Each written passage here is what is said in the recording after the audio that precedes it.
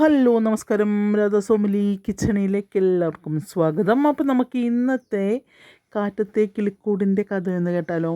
അപ്പോൾ നമ്മുടെ കാറ്റത്തെ കിളിക്കൂടിൻ്റെ കഥയിൽ ഹരീഷ് നിധുവിനെ വിളിച്ച് അവർ രണ്ടുപേരും കൂടെ സംസാരിക്കണം. അപ്പോൾ ഫാമിലി പ്ലാനിങ്ങിനെ കുറിച്ചൊക്കെ ഗംഭീര ചർച്ചയാണ് രണ്ടുപേരും കൂടെ. അപ്പോൾ ഹരീഷൊക്കെ കേട്ടുകൊണ്ട് നിൽക്കുന്നതല്ലാണ്ട് അവന് പ്രത്യേകിച്ച് ഫാമിലി പ്ലാനിങ് ഒന്നുമില്ല. പക്ഷേ ഇവള് പറയുന്നത് ഒരു കുഞ്ഞിനെക്കാട്ടിലും നല്ലത് ഒരു പട്ടിക്കുട്ടിയാണ്. അപ്പോൾ പട്ടിക്കുട്ടിയാകുമ്പോൾ പ്രത്യേകിച്ചൊന്നും വേണ്ട, അതിനെ എവിടെ പോകുമ്പോഴും കൈ പിടിച്ചുകൊണ്ട് പോയാൽ മതി. മരുത് അതല്ല, 10 മാസം ഗർഭം ധരിക്കണം, പ്രസവിക്കണം, അതിൻ്റെ ഇടയ്ക്ക് വേറെ മറ്റേ എന്താണ് ഓക്കാനും ഛർദി അത് ഇത് അതൊന്നും സഹിക്കാൻ പറ്റുന്നില്ല. അതുകൊണ്ട് നമുക്ക് കുഞ്ഞുങ്ങൾ വേണ്ട, നമുക്കതിനൊരു പട്ടിയെ വളർത്താം എന്ന് പറയുകയാണ്. അപ്പോൾ അവനൊക്കെ കേട്ട് നിന്ന് ചിരിക്കുന്നുണ്ട് കേട്ടോ.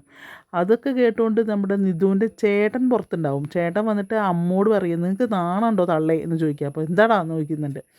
അപ്പോൾ പറയും അവളുടെ കെട്ടുമാരി കാമുകനോട് സംസാരിച്ചുകൊണ്ട് നിൽക്കുന്നത് എന്താണെന്നറിയുമോ, ഭാവിയിലത്തെ കാര്യങ്ങൾ കുഞ്ഞുങ്ങളെ കാര്യങ്ങളൊക്കെയാണ് സംസാരിച്ചുകൊണ്ട് നിൽക്കുന്നത് എന്നറിയും. അപ്പോൾ പറയും, നീ എന്താടാ ഇപ്പോൾ പറയുന്നത്? ഞാൻ കേട്ടതാ, അവളുടെ കുട്ടികളുണ്ടാവുന്ന കാര്യങ്ങളൊക്കെയാണ് സംസാരിച്ചുകൊണ്ട് നിൽക്കുന്നത് എന്ന് പറയാണ്. അപ്പോൾ ഇവളെ ഇന്ന് ഞാൻ കൊല്ലുമെന്ന് പറഞ്ഞിട്ട് നിധുവിൻ്റെ അമ്മ അവിടുന്ന് വെളിച്ചപ്പാട് തുള്ളി വന്ന് വാതിലിൻ്റെ മുകളിൽ മുട്ടാണ്. അപ്പോൾ പറയും, വെച്ചോ ഹരീഷ്, അമ്മ വിളിക്കുന്നുണ്ട് എന്ന് പറഞ്ഞിട്ട് അങ്ങനെ ഫോൺ കട്ട് ചെയ്ത് ഇവള് പോയി വാതിൽ തുറക്കുക.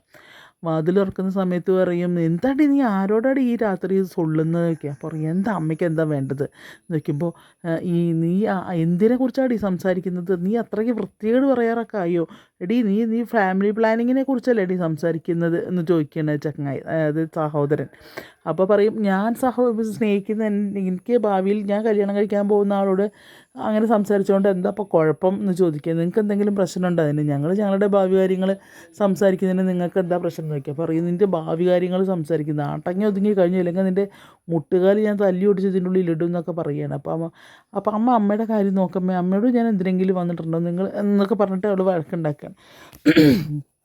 അപ്പോൾ പറയും, നിൻ്റെ ചേട്ടനല്ലേ, നീ അവനെ തല്ലാൻ പാടുണ്ടോ, അങ്ങനെ എന്തൊക്കെയൊക്കെ വരുന്നുണ്ട് കാര്യങ്ങൾ. അവസാനം പിന്നെ പറയും, മര്യാദയ്ക്ക് അടങ്ങി ഒതുങ്ങി കഴിഞ്ഞോ എന്നൊക്കെ പറഞ്ഞിട്ട് പിന്നെ അങ്ങോട്ട് പോവുകയാണ് അമ്മ. അത് കഴിഞ്ഞ് പിറ്റേ ദിവസം രാവിലെ നമുക്ക് കാണിക്കുന്നത് നമ്മളുടെ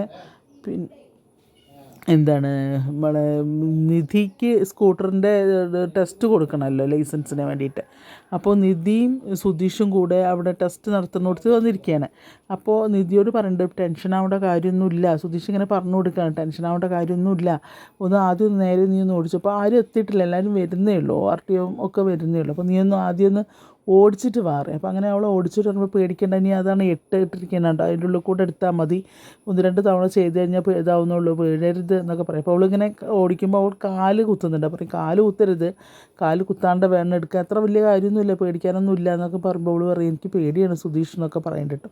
അപ്പോൾ ഇവൻ ആദ്യം വന്നിട്ട് ഇങ്ങനെ കുറ്റികൾ, ഇങ്ങനെ ഇരുമ്പിൻ്റെ ഓരോ കുറ്റികളൊക്കെ അടിച്ചിരുന്നുണ്ടല്ലോ, അവരോടൊക്കെ സംസാരിക്കുമ്പോഴൊക്കെ ഇവള് സുധീഷിനെ ഇങ്ങനെ നോക്കുകയാണ്.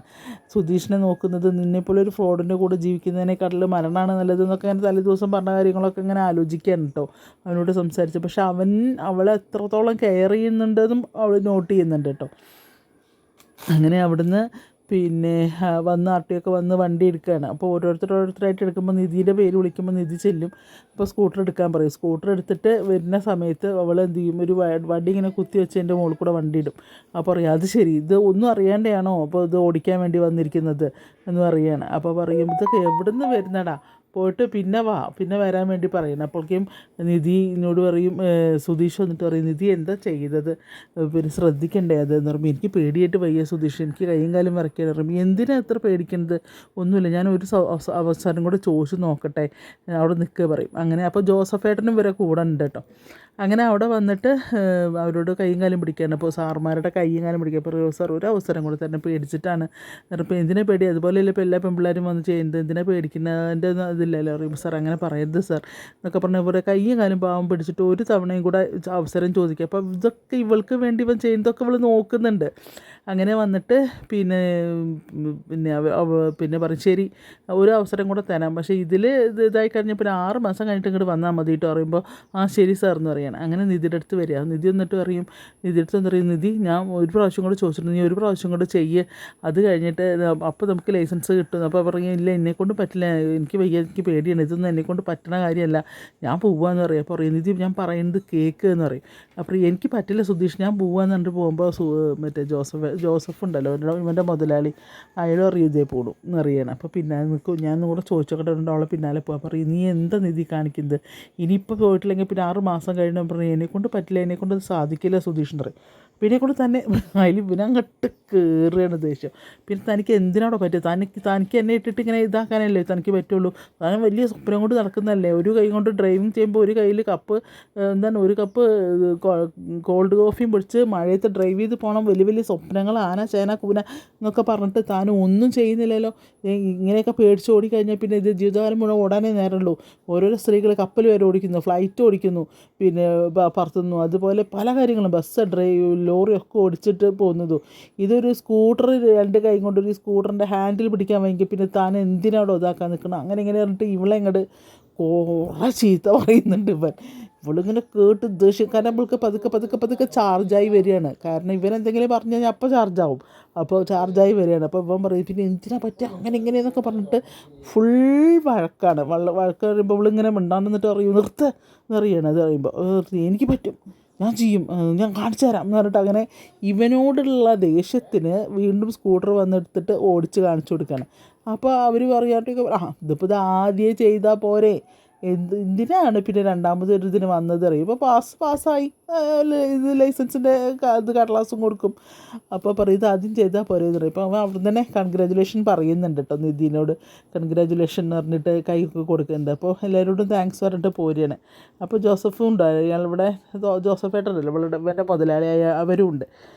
അപ്പോൾ പോരുന്ന സമയത്ത് നിധി അപ്പോൾ എൻ്റെ പിന്നെ മോട്ടിവേഷൻ രക്ഷപ്പെട്ടില്ലേക്കുമ്പോൾ മോട്ടിവേഷൻ നോക്കുമ്പോൾ പിന്നെ ഞാൻ അപ്പോൾ എന്താ പറഞ്ഞത്, മോട്ടിവേഷനല്ലേ, നേരാവണ്ണം പറഞ്ഞു കഴിഞ്ഞാൽ താൻ എൻ്റെ മെക്കിട്ട് കയറും. അപ്പോൾ തന്നെ കുറച്ച് ദേഷ്യപ്പെടുത്തുന്ന രീതിയിൽ സംസാരിച്ച് കഴിഞ്ഞാൽ തനിക്ക് ഓട്ടോമാറ്റിക്കലി അത് ചെയ്യണം എന്നുള്ളൊരു ഇത് വരും. അതുകൊണ്ടാണ് ഞാൻ അങ്ങനെയൊക്കെ സംസാരിച്ച് പറയുമ്പോൾ അവളിങ്ങനെ ചിരിക്കുകയാണ് കേട്ടോ.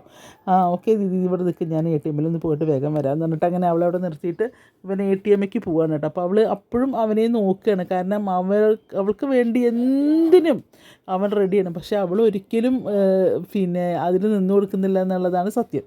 അങ്ങനെ അവിടുന്ന് പിന്നെ അവർ വീട്ടിൽ വരുന്നുണ്ട്. പിന്നെ കാണിക്കുന്നത് ഈ നിധുവിൻ്റെ അച്ഛനിരുന്ന് ഭക്ഷണം കഴിച്ചുകൊണ്ടിരിക്കുമ്പോഴേക്കും എവിടെ ഇവളെവിടെ മോളെ എവിടെ വയ്ക്കുമ്പോൾ എവിടെ ഇതുവരെ എഴുന്നേറ്റില്ലല്ലോ. അപ്പോൾ നിങ്ങൾക്ക് ഈ വീട്ടിലെ വല്ല കാര്യങ്ങളും അറിയോ? പാതിര വരെ അവളുടെ കാമുകനോട് സംസാരിച്ചുകൊണ്ടാണ് കടന്നുറങ്ങുന്നത്. ഇപ്പോൾ സമയം 11 മണി, ഇതുവരെ നീച്ചിട്ടില്ല അവൾ എന്ന് പറയുമ്പോഴേക്കും ഇവൾ വാതിൽ തുറന്ന് വരികയാണ് നിധു. അപ്പോൾ പറയും നീച്ചോ പറയും, അമ്മേ ചായ ഉണ്ടോ വയ്ക്കുമ്പോൾ ചായ നിനക്കെന്ന് പറഞ്ഞിട്ട് വിയമ്മ രാവിലെ നീച്ച് വരുമ്പോൾ തന്നെ ചൂലെടുത്ത് ഒരു ഏറ് കൊടുക്കാനുള്ളത്. അപ്പോൾ എറിയുന്നുണ്ട് ഇവളെ.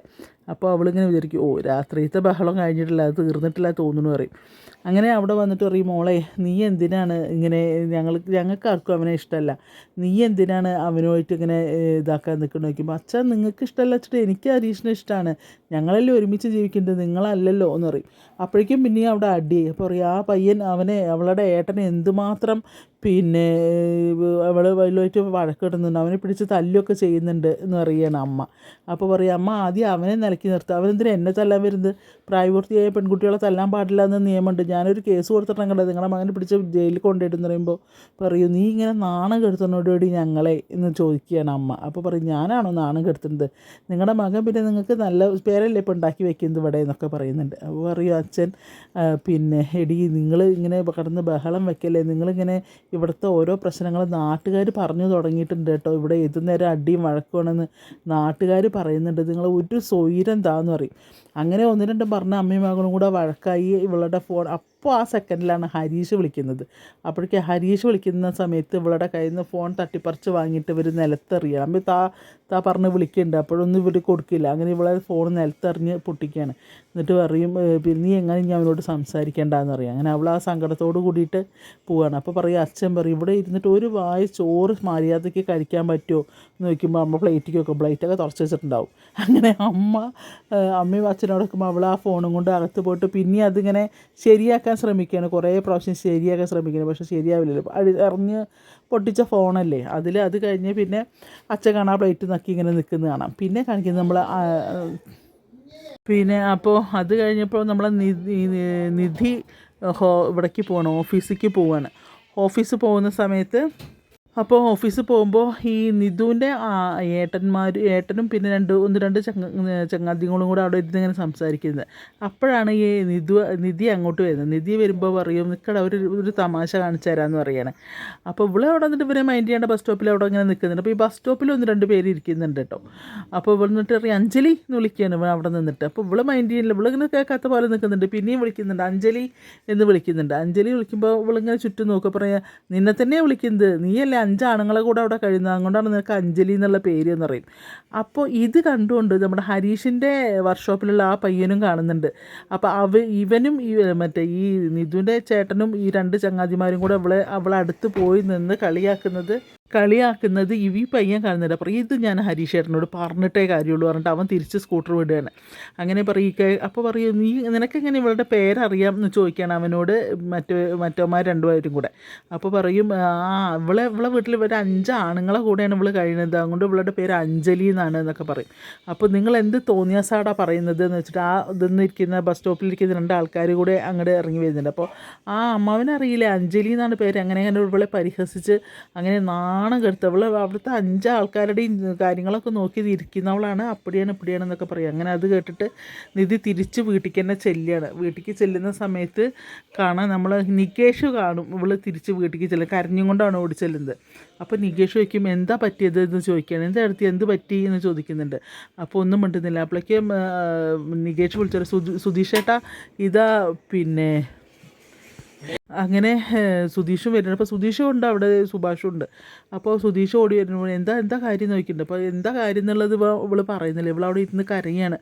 അപ്പോൾ പറയും നിധി എന്താ കാര്യം. അപ്പോൾ സുഭാഷ് ചോദിക്കും മോളെ ഓഫീസിൽ എന്തെങ്കിലും പ്രശ്നമുണ്ടോ എന്ന് ചോദിക്കും. അപ്പോൾ നികേഷ് ചോദിക്കും ഞാൻ കോളേജിൽ അവധി എടുക്കും പോലെ ഓഫീസിൽ നിന്ന് അവധി എടുക്കുകയാണോ ഇടത്തിന്ന് നികേഷും ചോദിക്കുന്നുണ്ട്. അപ്പോൾ അപ്പോഴും കരയാം. പറയും ഓഫീസിലെത്തുള്ള സമയമൊന്നും ആയിട്ടില്ലല്ലോ, എന്താ പ്രശ്നം, ബസ് സ്റ്റോപ്പ് വരെ പോയിട്ടുള്ളൂ നല്ലോ എന്ന് പറയുന്നുണ്ട്. അപ്പോൾ എന്തൊക്കെ പറഞ്ഞിട്ട് ഇവൾക്ക് സംഭവം ഇവർക്ക് മനസ്സിലായി, ഇവളിട്ട് പറയുന്നില്ല, ഇവൾ നിന്ന് കരച്ചില്ല. അപ്പോൾ സുധീഷിന് ഇതാവാണ്. സുധീഷ് എന്താ കാര്യം എന്താ സംഭവം എന്ന് വയ്ക്കും. അപ്പോൾ അവൾ പറയും ഇങ്ങനെ പിന്നെ നിധുവിൻ്റെ ഏട്ടൻ എന്നെ ഇങ്ങനെ അപമാനിക്കുന്ന രീതിയിൽ സംസാരിച്ചത്. അപ്പോൾ അവളോടത്തെ കാര്യങ്ങളൊക്കെ ഉണ്ടായ കാര്യങ്ങൾ പറയും. അപ്പോൾ അവനാണ് ആദ്യം പറഞ്ഞത് അഞ്ജലി, ഞാൻ 5 ആണുങ്ങൾ താമസിക്കുന്ന വീട്ടിൽ കഴിയുന്നുണ്ട്, എന്നെ വിളിക്കുന്ന പേരാണ് ഇത്ര അഞ്ജലി എന്നുള്ളത്, എനിക്ക് ആകെ കുറച്ചിലായി, അതുകൊണ്ടാണ് മറ്റുള്ള ആൾക്കാർ കേട്ടില്ലേ, ഞാൻ ആകെ നാണം കെട്ടുപോയി എന്നൊക്കെ പറഞ്ഞിട്ട് ഭയങ്കര കരച്ചില്ല. അതുകൊണ്ട് കാണുമ്പോൾ നമ്മളെ സുധീഷുണ്ടല്ലോ കൈവിരലൊക്കെ ഇങ്ങോട്ട് വലിച്ച് പൊട്ടിച്ച് അവൻ പറയും എഴുന്നേക്ക് എന്നറിയും വാ എന്ന് പറഞ്ഞിട്ട് വെള്ളവളെ കയ്യിന് ഇങ്ങോട്ട് പിടിക്കുകയാണ്. കയ്യിന് പിടിച്ചിട്ട് വലിക്കുന്ന നടക്ക് ആരെ നിന്നെ അപമാനിച്ച് അവനെ കാണിച്ചതാണെന്ന് പറഞ്ഞിട്ട്. അപ്പോൾ നിധുവിൻ്റെ ചേട്ടനാണെന്ന് പറയും. അപ്പോൾ അവരെവിടെ വയ്ക്കുമ്പോൾ അവർ കവലയിലുണ്ടെന്നും പറയുന്നുണ്ട്. അങ്ങനെ ഇവളുടെ കയ്യും പിടിച്ചൊരു പോക്ക് പോവുകയാണ് നമ്മളുടെ സുധീഷും സുഭാഷും. അപ്പോൾ സുഭാഷ് പറയും നികേഷേ നീ വരണ്ട, നീ ഇവിടെ നിൽക്കുക എന്ന് പറയുമ്പോൾ അത് വേണ്ട ഞാനും വരും, എനിക്ക് അതിനുള്ള പ്രായപൂർത്തിയായിരുന്നു, അവർ 2 കൊടുക്കണം, ഇതിൻ്റെ മുന്നേ അങ്ങനെ ഉണ്ടായതാണ് അപ്പോഴാണ് അവരറിയുന്നത്. അപ്പോൾ ഇതിന് മുന്നേ ഉണ്ടായി വയ്ക്കും ഇതിൻ്റെ മുന്നേ ഇതുപോലെ ഞങ്ങളെ പറഞ്ഞതാണ്, അന്ന് ഈ ഏർത്തി വേണ്ട എന്ന് പറഞ്ഞുകൊണ്ടാണ് ഞാൻ പറയാതിരുന്നത്. അപ്പോൾ അത് സംഭവിച്ച ആ കാര്യങ്ങൾ അപ്പം പറയണ്ടേ, പിന്നെ അവനിങ്ങനെ പറയുമായിരുന്നു എന്തുകൊണ്ട് നിങ്ങൾ പറഞ്ഞില്ല എന്ന് ചോദിക്കുക. അന്ന് ഞാൻ പറയുന്നിട്ട് ഏർത്തി സമ്മതിക്കാഞ്ഞിട്ടാണ്, വെറുതെ കച്ചറ ഉണ്ടാക്കണ്ടെന്ന് പറഞ്ഞിട്ടാണ് അറിയും. അപ്പോൾ പറയും അതങ്ങനെ വിട്ടാൽ പറ്റില്ല എന്ന് പറഞ്ഞിട്ട് അങ്ങനെ പോയി. അപ്പോഴേക്കും സുധീഷ് ഇവളെ കയ്യിൽ നിന്നുള്ള പിടുത്തം വിട്ടിട്ടില്ല. ആ പിടുത്തം ഒരു ഒന്നര പിടുത്തമാണ്. അത് കഴിഞ്ഞിട്ട് പിന്നെ ഹരീഷിനെ വിളിക്കുക. ഹരീഷ് എടാ നമ്മളെ നിധീനെ കവലയിൽ വെച്ചിട്ട് ചിലരൊന്ന് ചൊറിഞ്ഞിട്ടുണ്ട്, നീ പെട്ടെന്ന് അങ്ങോട്ട് വാ എന്നും പറഞ്ഞിട്ടാണ് ഇവർ പോകുന്നത്. എന്തായാലും പോയാൽ പിന്നെ അറിയാലോ, പിന്നെ സുധീഷിൻ്റെ കയ്യിൽ നിന്നൊക്കെ ഒന്ന് കിട്ടിക്കഴിഞ്ഞാൽ അവൻ ആദ്യം കുടിച്ച പാല് വരെ അവൻ കക്കും. ആ ഒരു ഇതിലാണ് അവനെയും കൂട്ടിയും കൊണ്ട് നിധീനെയും കൂട്ടിയിട്ട് കവലേക്ക് ചെല്ലുന്നത്. അപ്പോൾ അവിടെ നിന്ന് നമ്മളുടെ സുധീഷും ഹരീഷും നികേഷും സുഭാഷും അതിൻ്റെ പോലെ ഭാസ്കരനൊക്കെ കൂടിയിട്ട് ഇവരെ പഞ്ഞിക്കിടുന്നുണ്ട്. അപ്പോൾ അങ്ങനെയൊക്കെയാണ് ഇന്നത്തെ കാറ്റത്തെ കിളിക്കൂടിൻ്റെ കഥ പോകുന്നത്. അപ്പോൾ ആരും മിസ് ചെയ്യാണ്ട് കാണാൻ അടിപൊളി എപ്പിസോഡാണ് ഇന്നത്തെ എപ്പിസോഡ് കേട്ടോ. നമ്മളെ സുധീഷിൻ്റെ മോട്ടിവേഷൻ ക്ലാസ്സും എല്ലാം സൂപ്പറായിട്ടുണ്ട് ഇന്നത്തെ. ആർക്കും നഷ്ടമാവില്ല എന്ന് അത് കണ്ടാൽ. അപ്പോൾ ആരും മിസ്സാകാണ്ട് കാണുക. നിങ്ങൾക്ക് ഞാൻ പറഞ്ഞ കഥ ഇഷ്ടപ്പെടുകയാണെങ്കിൽ ഒന്ന് സബ്സ്ക്രൈബ് ചെയ്ത് ബെല്ലൈക്കണൊക്കെ ഒന്ന് അമർത്തി ലൈക്കൊക്കെ ചെയ്ത് നമ്മളെ ഒന്ന് സപ്പോർട്ട് ചെയ്യാൻ മറക്കരുതേ, നിങ്ങൾക്ക് കഥ ഇഷ്ടപ്പെട്ടാൽ കേട്ടോ. അപ്പോൾ എല്ലാവർക്കും നല്ലൊരു ദിവസം ആശംസിക്കുന്നു. Thank you.